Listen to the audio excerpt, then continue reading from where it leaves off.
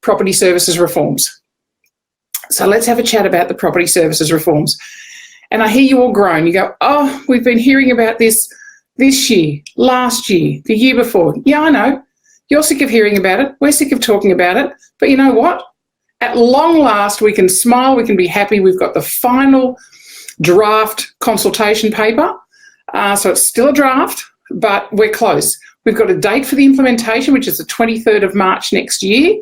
And I love things happening in March because it's a good month, certainly my birthday month. So I'm happy that it's all happening in March.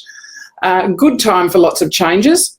So let's very, very quickly have a look at what some of those changes are. Now, I've got on our website, if you want to have a good read of it, I've got a summary paper of all of the information. It's 5 pages long, so it's not too long to read. There's a video on there. It's probably a little bit too long. Also, the team here have told me I've talked for too long. Tomorrow morning, I will make sure that I get a summary up there. So there'll be a short video, a long video. So however long that how much information you need, you can find that on our website. And we've also got a link through to the Fair Trading website to get the full documentation. Now, guys, this is your opportunity to have a say as well. If you're not happy with what's on in there, take responsibility for our own industry and either respond to Fair Trading and tell them what you think, and you have that opportunity on their website to do that, or send us your information and we will include it in our response, because we will certainly be giving feedback to Fair Trading about the draft reforms.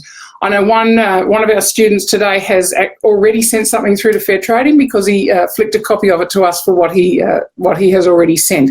And he's had quite a good read and quite a detailed read of what's happening there. So let's have a look at, I guess, the main areas. Excuse me again. Okay, certificate of registrations. No big change. Apart from, yes, your certificate of registrations will still exist. You'll have to transition to a licence within 4 years. Whole lot of processes around that. If you need to do it, talk to us. So not going to go into any more detail there. But just remember, if you hold a certificate of registration, you cannot disperse money from the trust account, and you actually cannot enter into any contract or transaction with any party except for a residential tenancy agreement. So when we look at signing and holding people to agency agreements, whether they be sales, property management, strata agency agreements, it's about any sort of contract that a certificate of registration holder cannot, it is not valid until it will be countersigned by a licensed agent. So, yeah, not a good look if you're a certificate of registration holder, particularly if you've been one for a long time and you're a good experienced agent. For goodness sake, just get your licence, and you're going to have to within 4 years anyway. So again, talk to us. Class 2 agent. So if you're an agent now, you'll be a Class 2 agent after the reforms come in. All good. The only thing that you're restricted from doing is you can't disperse monies from the trust account. So this is about, the final person who pushes the button. Okay, you will not be able to be that person. So if the licensee in charge is not there, you will not be able to be that person unless you hold a Class 1 licence. Class 1 licence.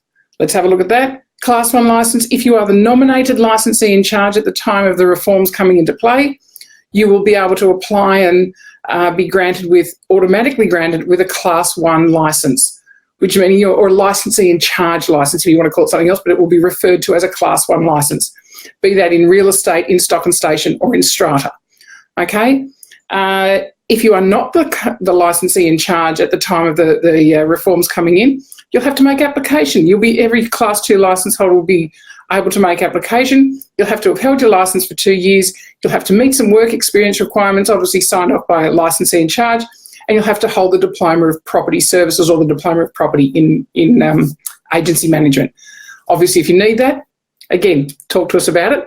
We've been running it for the last 17 years, so we're pretty jolly good at it. But and also helping you get across the lines and the upgrades for that.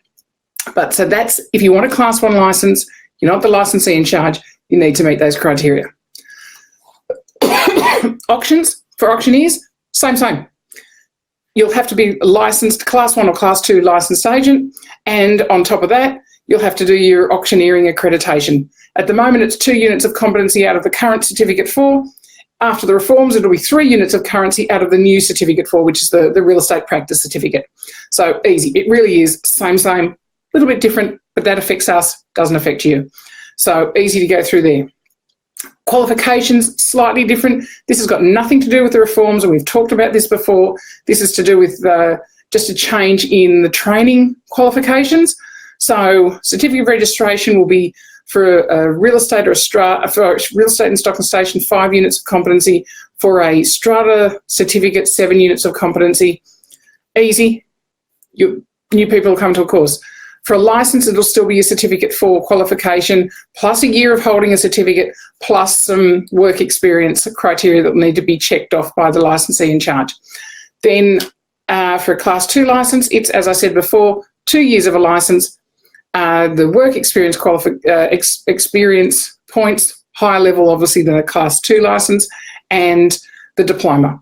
So, it's, if you want to enter the industry after these reforms come in, you'll have to hold a certificate for 1 year, a Class 2 licence for 2 years, and then you can be a Class 1 licence and open your own business or be a independent contractor. So guys, you still need that if you're going to go down that path. Quickly, CPD, still got to do it. Slightly changed. CPD for certificate holders. There isn't any specific CPD, but guys, if you're a certificate holder, you need to be actively working towards your licence.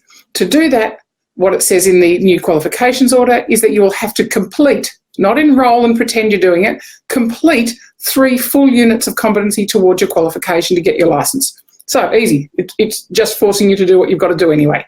So that's your CPD requirement. For Class 2 licence holders, it's 6 hours. Points are a thing of the past, 6 hours.